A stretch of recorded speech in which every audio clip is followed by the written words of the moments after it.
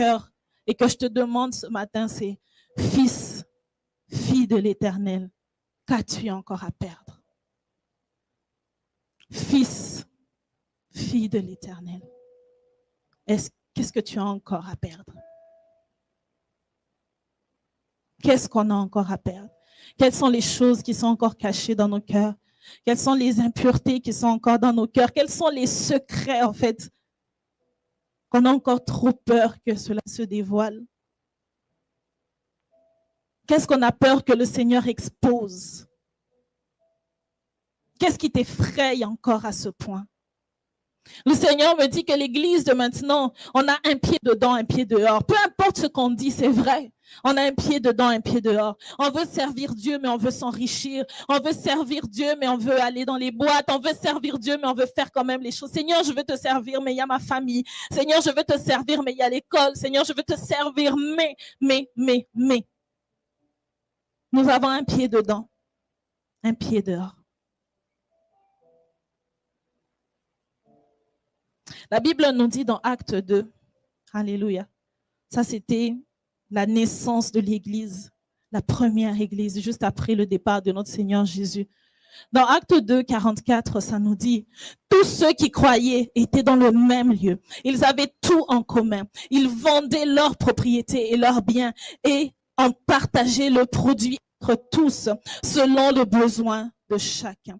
Et cette parole, je ne te la dis pas parce que je viens te dire, oh, faut vendre ta maison, faut vendre ta voiture. Non. Ce que ça montrait ici, c'était que dès qu'ils croyaient, il n'y a plus rien qui n'avait de valeur pour eux. C'est-à-dire que si le Seigneur leur disait, j'ai besoin de ta maison, j'ai besoin de ta voiture, il le donnait. Vous vous rappelez de ce riche qui est allé voir Jésus, puis il lui a dit, Seigneur, je suis toute la parole, je fais tout, toute la Bible, tout le livre de Moïse, la loi, je suis tout. Jésus lui a dit, dans ce cas, va et vends tous tes biens. Ensuite, tu viens me suivre. Mais il a été blessé. Il a dit, mais ça fait des années que j'ai amassé cette richesse, Seigneur. Et il y a celui aussi qui disait, Seigneur, j'ai besoin juste d'aller enterrer mon père. Mais Jésus lui a dit, laisse les morts enterrer leurs morts. Toi, suis-moi. C'était pas parce que Jésus voulait être rude ou qu'il voulait être méchant, mais Jésus voulait montrer en fait qu'il y a des choses, on dit, oui, je t'aime, parce que ces personnes, ils aimaient Jésus. Ils voulaient suivre Jésus. Ils avaient cru à ce que Jésus disait. Mais il y a quelque chose qui étaient comme, ça c'est ma limite en fait. Et Jésus vient te demander, qu'est-ce que tu as encore à perdre en fait ce matin? Qu'est-ce que tu as encore à perdre, bien-aimé? Qu'est-ce que tu as encore à perdre? Le feu. Le Seigneur, sa parole dit que lorsque nous avons donné notre vie à Jésus, il a fait de nous son temple. Pour ceux qui ont suivi le cours avec Pasteur Alain sur le temple, vous savez, dans le temple, il y avait ce menorah. Amen. Et qu'est-ce que le Seigneur avait dit par rapport à ce menorah? Alléluia. C'est dans Lévitique 6, 12. Voilà ce que la parole dit. Le feu brûlera sur l'autel. Il ne s'éteindra point. Chaque matin, le sacrificateur y allumera du bois, arrangera l'holocauste et brûlera la graisse des sacrifices d'action de grâce. Le feu brûlera continuellement sur l'autel. Il ne s'éteindra point. Alors voilà ce qui arrive en fait en ce moment, c'est que on dit oui Jésus, je t'accepte, je te veux comme Seigneur et Sauveur. Viens dans ma vie, le Seigneur vient, il dépose son Saint-Esprit à l'intérieur de nous. On devient le temple, right? On est cette maison pour le Seigneur. Et n'oubliez pas, on a la même configuration, ok? On a toujours le pain, la parole, on a toujours le menorah qui est là, qui doit brûler. Mais nous, en fait, on dit, il y a 7 branches, c'est ça? C'est 7 branches, maman.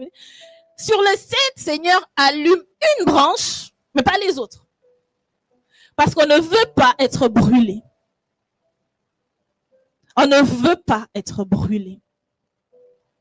Le Seigneur nous demande, pourquoi avons-nous si peur de nous laisser consumer par son feu? De quoi avons-nous réellement peur? Qu'est-ce que tu as peur de perdre? Qu'est-ce que tu as peur que les gens découvrent? Vous savez, parfois, il y a des choses qu'on ne veut pas qu'on découvre. Ah, mais moi, je suis à l'église. Oui, c'est vrai, avant, je fumais, avant, je me droguais, avant, je me prostituais. Mais je veux pas que les gens y découvrent ça. Du coup, tu te limites. Tu limites le Saint-Esprit. Là où le Saint-Esprit voulait te guérir, là où peut-être tu devais témoigner pour que quelqu'un soit délivré, mais tu ne veux pas. Tu dis, je ne veux pas que le feu aille dans cet endroit.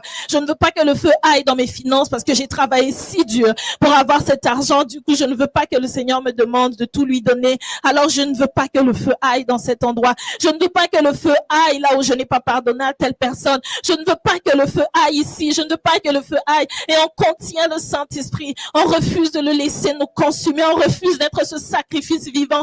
On ne veut pas donner à Jésus. On ne veut pas le laisser. Seigneur, c'est bizarre. Ça fait peur. Ça fait mal. C'est inconfortable, Seigneur. Je ne veux pas que tu ailles là-bas. Oui, je veux chanter. Oui, je veux servir à l'église. Oui, je veux lire ta parole. Mais ça, je ne peux pas. Et on ferme le Saint-Esprit. On le met dans une cage. On ne le laisse pas. On est sur l'autel, mais on se démène. On ne veut pas que le feu nous consume entièrement. On n'arrête pas de sortir. On n'arrête pas de sortir de cet autel. Mais Dieu, il te dit, donne-toi. Église, donnez-vous à Jésus. Ne soyez pas un pied dedans, un pied dehors. Donne à Jésus. Qu'est-ce que ça fait si les gens ils savent que tu as commis un avortement? Qu'est-ce que ça fait si les gens ils savent que tu as volé, que tu as triché, que tu as tué? Qu'est-ce que ça fait? Ta réputation, est-ce qu'elle vaut le sacrifice que Jésus a fait à la croix? Qu'est-ce qui est si difficile, si lourd à donner à Jésus? Quelle est cette personne à qui tu ne peux tellement pas pardonner au point de l'enfermer dans ton cœur? Tu dis, Seigneur, tout sauf ça. Et le Seigneur, il me dit, vous voulez le feu, vous voulez ma présence, mais vous ne vous laissez pas brûler.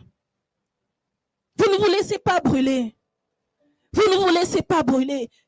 Vous avez, le Seigneur m'a dit, Daniel, lorsqu'on les a jetés avec ses compagnons dans la fournaise de feu, il n'avait pas peur. Il n'a pas eu peur. Pas du tout. Et vous savez ce qui est drôle, c'est qu'ils n'ont pas brûlé. Parce qu'ils étaient déjà morts. Ils étaient déjà brûlés. Eux, ils s'étaient déjà donnés depuis longtemps. Ils ont ça. Qui peut sacrifier la viande en 2020? Je connais un de mes frères, là, je vais taire le nom. Sacrifier son poulet. Parce qu'on a dit que le poulet était sacrifié à Baal, puis on dit, ben, c'est soit tu manges le poulet sacrifié à Baal, soit tu deviens végétarien. Ça va être dur, là. Mais Daniel l'a fait. Il a dit, je suis prêt à pas manger les choses que j'aime pour mon Dieu. Donc, il était déjà brûlé, c'était déjà sacrifié. Ce qui fait que lorsque Daniel est allé dans le feu, j'aime cette parole qui est dans Ésaïe 43:2, right? Ésaïe 43:2 qui dit, si tu traverses les eaux, je serai avec toi. Et les fleuves, ils ne te submergeront point. Si tu marches dans le feu, tu ne brûleras pas. Et la flamme ne t'embrasera pas. Car je suis l'Éternel ton Dieu, le Saint d'Israël ton sauveur. C'est-à-dire que lorsque tu es de Dieu, lorsque tu lui appartiens, lorsque tu t'es déjà abandonné sur cet autel, t'as plus à craindre le feu. T'as plus à craindre le feu.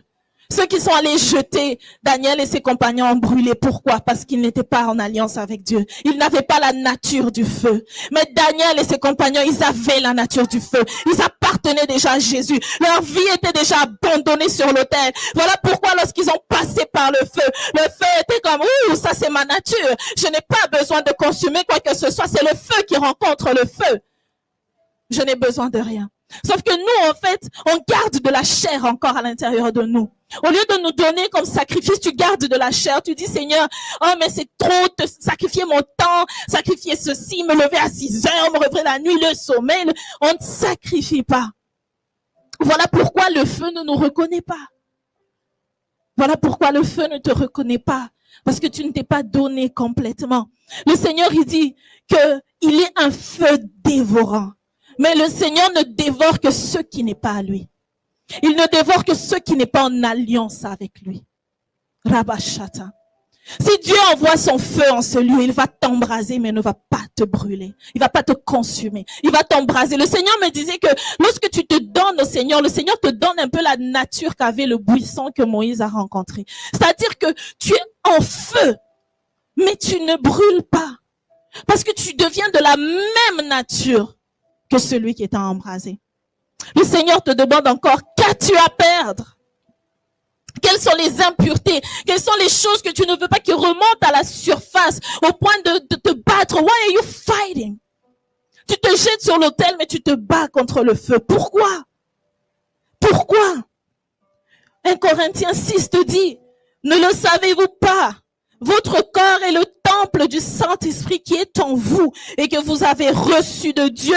Vous ne vous appartenez pas à vous-même, car vous avez été rachetés à un grand prix. Rendez donc gloire à Dieu où? Dans votre corps et dans votre esprit qui appartient à Dieu. Donc là, c'est un peu comme si le Seigneur s'achète une maison, nous, mais on lui dit, oh, tu peux aller dans toutes les pièces, sauf celle-là. Tu peux aller dans toutes les pièces, sauf celle-là. Mais du coup, on se demande, il t'a acheté ou pas? Le prix a été payé ou pas?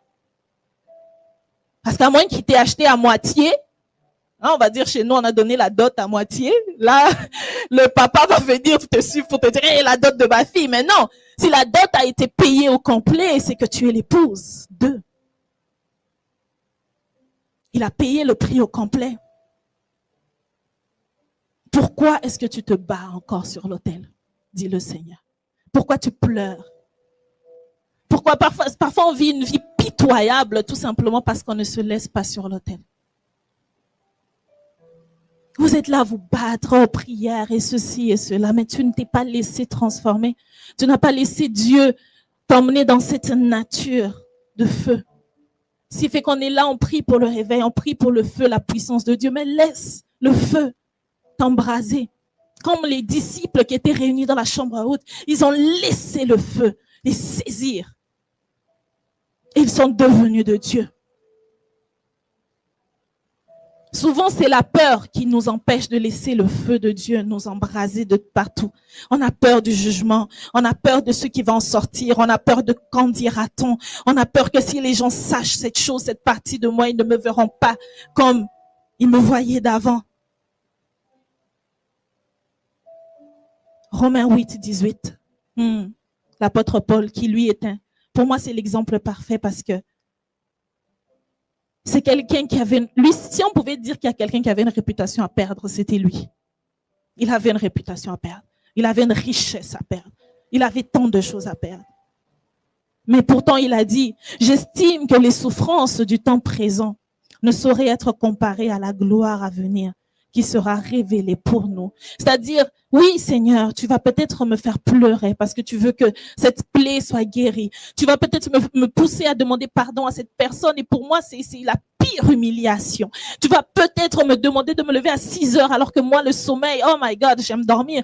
Mais tu vas me forcer à me lever à 6 heures. Tu vas peut-être m'emmener dans des endroits où je ne voulais pas. Tu vas peut-être me faire perdre des choses. Oui, parce que parfois, le Seigneur, il peut te faire perdre des choses de valeur. Mais ça ne saurait être comparé à la gloire à venir. La souffrance de la purification ne saurait être comparée à la gloire à venir.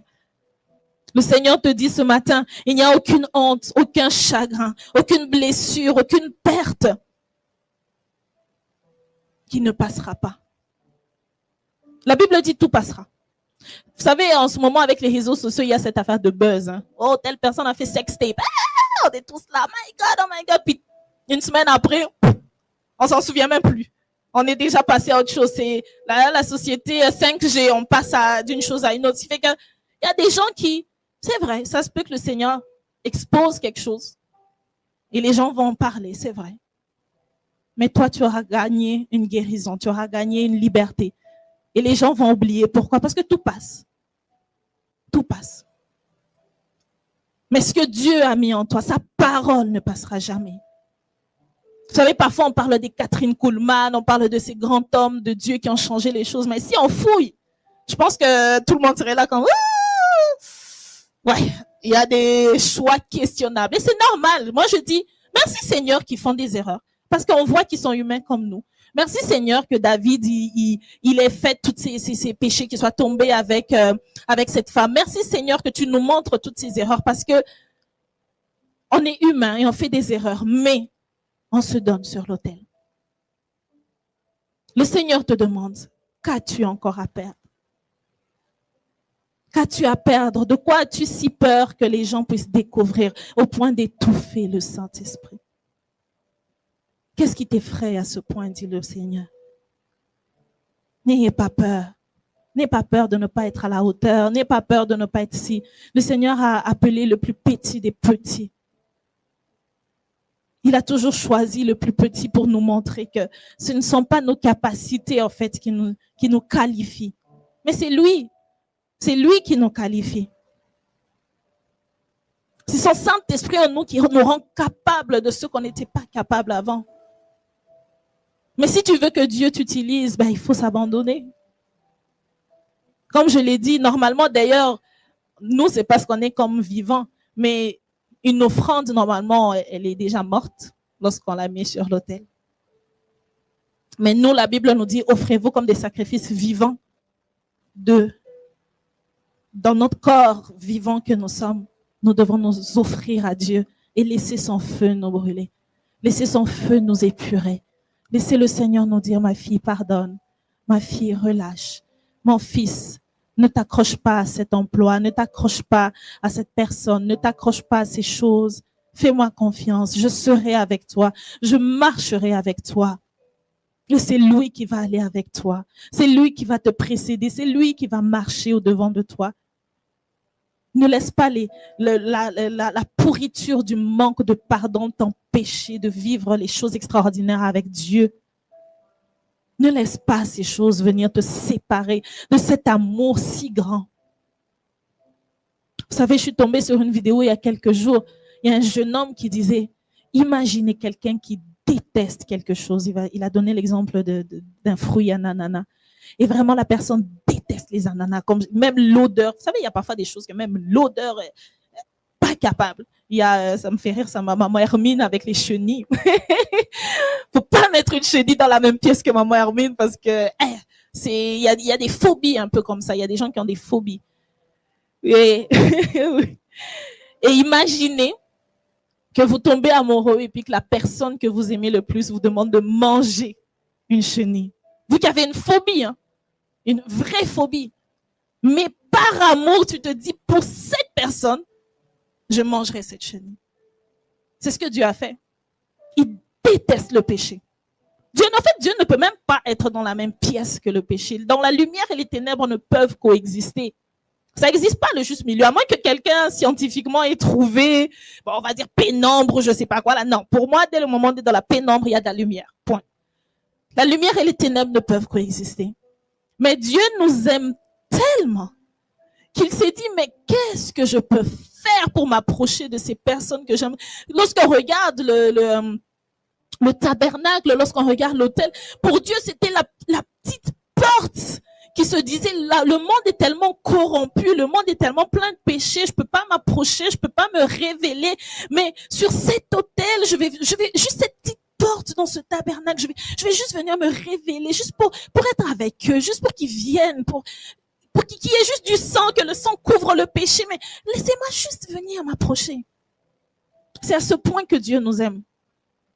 Et nous, c'est un peu comme si on bafouait en fait le Saint-Esprit. On se dit, oh, c'est juste un feu. Non, c'est Dieu en nous. C'est Dieu en nous. Et il faut le laisser brûler. Il faut le laisser consumer le péché. Il faut le laisser consumer la peur. Il faut le laisser enlever les impuretés, enlever les choses qui ne l'honorent pas. Il faut le laisser te vider, te sanctifier, parce que lui, il est saint. Et nous qui nous approchons de lui, on doit être saints comme lui. Laisse-le te brûler, laisse-le t'épurer comme de l'or, 7 fois si nécessaire, pour faire ressortir sa gloire. Laisse-le pénétrer les domaines de ta vie que tu ne pensais même pas que quelqu'un pouvait aller dans cet endroit. Laisse le Seigneur venir là où personne n'a pu aller. Ne soyons pas comme les enfants d'Israël qui ont fui parce qu'ils ont eu peur. Vous savez, dans Exode 20, 18 à 21, c'est lorsque le Seigneur avait parlé à Moïse, puis il avait dit au peuple de se préparer, de se sanctifier pendant 3 jours et je viendrai à leur rencontre. La Bible dit au verset 18, tout le peuple entendait les tonnerres et le son de la trompette. Il voyait les flammes de la montagne fumante.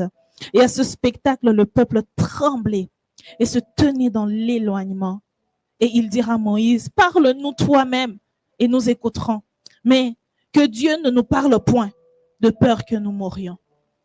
Moïse dit au peuple, ne vous effrayez pas, car c'est pour vous mettre à l'épreuve que Dieu est venu. Et c'est pour que vous ayez sa crainte devant les yeux, afin que vous ne péchiez point. Mais le peuple restait dans l'éloignement. Mais Moïse s'approcha de la nuée où était Dieu. Lui, il s'est approché. Parce qu'il savait que dans ce feu, dans ce tonnerre, dans toute cette gloire, il y avait de l'amour. Il y avait un Dieu qui voulait entrer en communion avec lui. Alors il s'est approché sans peur. D'ailleurs, la Bible nous dit, vous n'avez pas reçu un esprit de peur. Vous n'avez pas reçu un esprit de crainte. Il n'y a pas à avoir peur que, le Seigneur, il va me faire tomber. Souvent, on a peur de tomber dans les églises. On dit, mais j'ai peur de tomber parce que les gens vont trouver ça bizarre. J'ai peur de pleurer. J'ai peur. Parfois, le Seigneur te dit, mets-toi à courir. Puis tu es comme, je vais être bizarre, moi, pourquoi tout le monde va me voir courir dans cette salle? Puis on questionne le Saint-Esprit encore et encore. Mais laisse-toi brûler. Laisse le feu de Dieu t'embraser. Laisse le feu de Dieu venir révéler sa gloire. Parce que vous savez, la Bible dit que le monde attend encore la révélation des fils de Dieu, mais comment veux-tu que Dieu se révèle si toi, tu ne te disposes pas? Il y a quelque chose qui m'a beaucoup parlé cette semaine. J'étais en train de lire, je pense, dans les livres de Samuel. Et la Bible disait que lorsque les Philistins ont pris l'arche de l'Alliance, là où ils sont allés déposer l'arche de l'Alliance, la main de Dieu s'appésantissait. En fait, la main de Dieu s'était tellement apaisantie sur ce lieu que c'est eux qui ont dit, non, qui viennent chercher leur affaire là parce que nous, ça marche pas. Et vous savez ce que le Seigneur m'a dit? Normalement, un chrétien, dès que tu arrives au travail, quelque chose doit se passer. Parce que là, c'était l'arche de l'Alliance. C'était l'époque. Là, maintenant, tu l'as à l'intérieur de toi. Maman Titi à l'intérieur de lui. Le frère Christian là à l'intérieur de lui. Nous sommes tous des temples vivants qui marchons avec l'arche de l'Alliance à l'intérieur de nous. Normalement, quand tu arrives quelque part, l'ennemi doit dire ah non, pas lui encore, pas elle encore. Parce que lorsque Jésus allait, c'est ce qui se passait. Les démoniaques, ils étaient comme mais fils de Dieu, pourquoi tu es venu nous tourmenter? Les démons s'en allaient. Il y avait quelque chose dans l'atmosphère qui se passait parce que il mettait, en fait, l'atmosphère était, la main de Dieu était là, les démons ne tenaient pas en place. Et le Seigneur me dit, c'est ça la révélation. C'est que quand tu arrives dans ton lieu de travail, quand tu arrives à l'école, quand tu arrives à l'épicerie, quelque chose doit se passer. On a lu des hommes de Dieu qui arrivaient dans l'épicerie, puis les gens se mettaient à pleurer, à se repentir juste parce qu'il a franchi la porte. Pourquoi? Il porte quelque chose. Vous portez quelque chose. Vous n'êtes peut-être pas appelé à prêcher, vous n'êtes peut-être pas appelé à évangéliser dans les rues, vous n'êtes peut-être pas appelé à chanter. Oui, c'est vrai, vous ne faites peut-être pas partie des 5 ministères, mais ta présence vaut quelque chose. Tu fais partie du corps de Christ. Il y a un feu en toi qui doit brûler l'œuvre de l'ennemi, qui doit chasser les démons. Dans ta famille, lorsque tu es là, il y a des choses qui doivent se passer.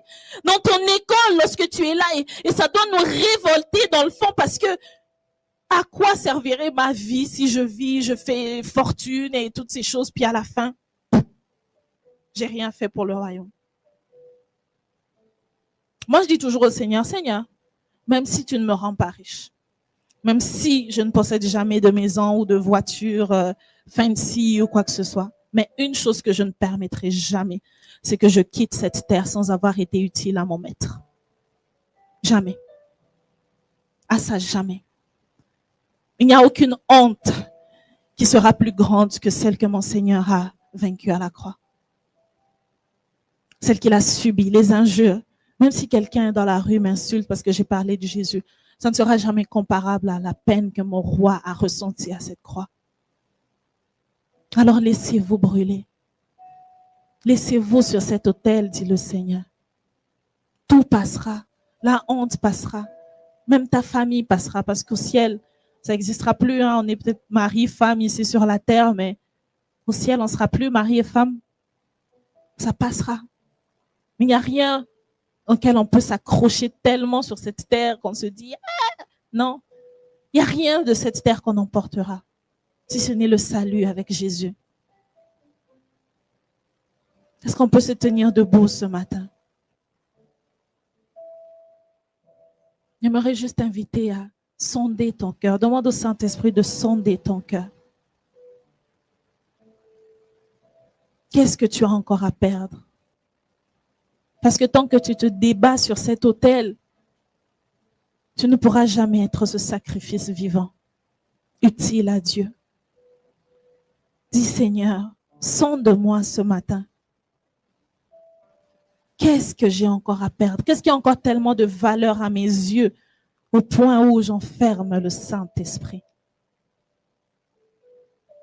Qu'est-ce qui m'effraie tellement? Quelle est la chose que j'ai peur tellement que les gens sachent au point d'enfermer le Saint-Esprit? Dans quel piège je suis tombée, Seigneur? Parle-moi, ô Père, et délivre-moi. Demande-le de te délivrer ce matin.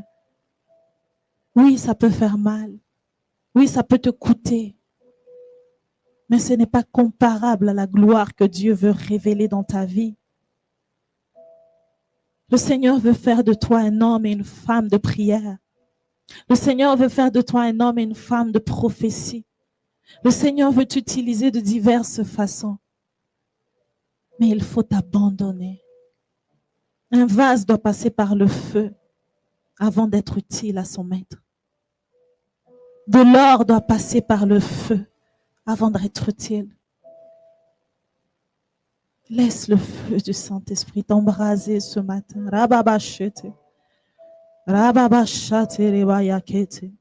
Laisse son feu t'embraser ce matin et brûler, brûler, brûler les semences du passé.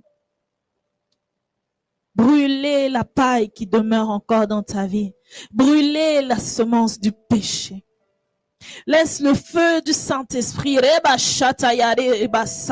nettoyer ton âme et ton corps de toute impureté. Laisse le feu du Saint-Esprit te rendre la vue spirituelle, te rendre l'ouïe spirituelle. Laisse son feu brûler en toi de telle sorte que tu ne résistes plus à son Saint-Esprit. Laisse-le te révéler. Seigneur, tu as dit que je suis à toi, que je suis ton temple. Voilà pourquoi, Seigneur, oui, je te laisse, libre accès à tous les domaines de ma vie, libre accès à tous les compartiments de nos vies. On te laisse libre accès, Seigneur, parce qu'on ne veut pas avoir un pied dedans et un pied dehors. Le Seigneur nous dit que nous devons être chauds ou froids, mais si on veut être chaud, il nous faut le feu. Tu ne peux pas être chaud sans le feu. Tu ne peux pas être bouillant pour le Seigneur sans le feu de son esprit. Alors laisse-le brûler ce matin. Laisse-le brûler dans ton cœur, brûler dans ta maison, brûler dans ta famille, brûler dans ton ministère, brûler dans ton lieu de travail. Laisse-le brûler dans ta vie de prière. Laisse-le ouvrir tes yeux. Laisse-le t'emmener dans ce lieu spécial, à cette montagne où il t'appelle à aller. N'aie pas peur de ce qu'il va faire. N'aie pas peur de ce qu'il va révéler. N'aie pas peur de ce qu'il va guérir. N'aie pas peur non plus de ce qu'il va te demander. Oui, si le Seigneur te demande quelque chose, fais-lui confiance et donne-le lui, parce qu'il a le meilleur pour toi. Parce qu'il a le meilleur pour toi. C'est un bon père qui donne des bonnes choses à ses enfants.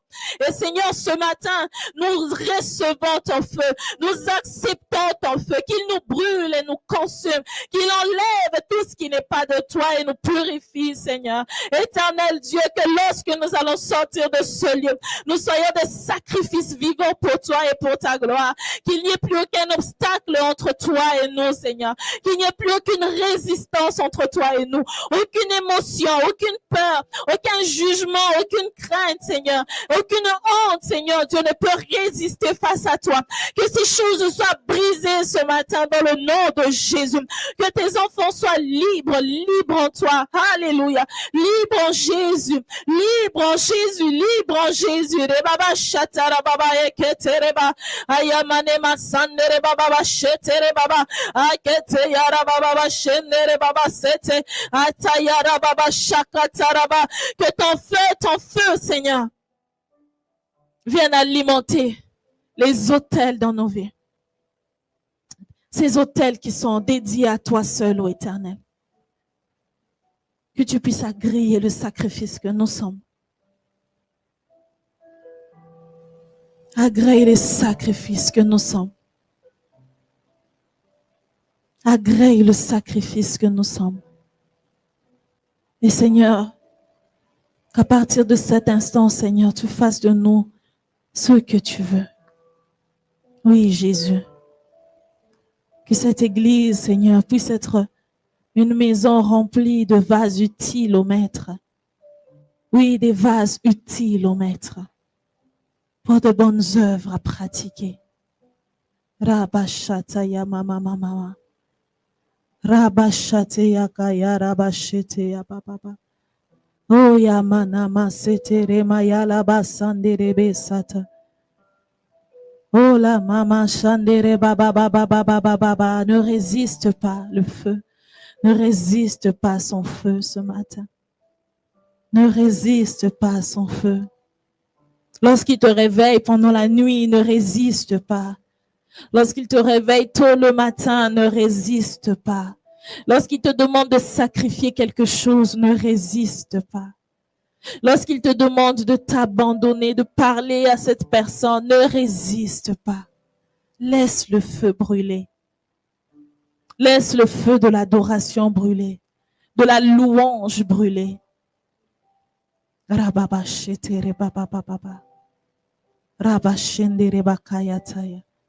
Oh, gloire à toi, Seigneur. Gloire à Jésus. Oh, Seigneur, que toute chose puisse être pour ta gloire et ta gloire seule.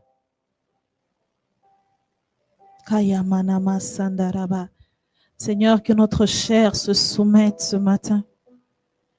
Que notre chair soit consumée par le feu de sorte que l'Esprit de Dieu prenne le dessus. Parce qu'on ne veut plus écouter la chair, on ne veut plus faire les choses par la chair. Non, Seigneur. C'est par l'Esprit. Par l'Esprit. Alléluia. Alléluia. Merci, Seigneur, pour ce matin. Ramaya mama mama mama.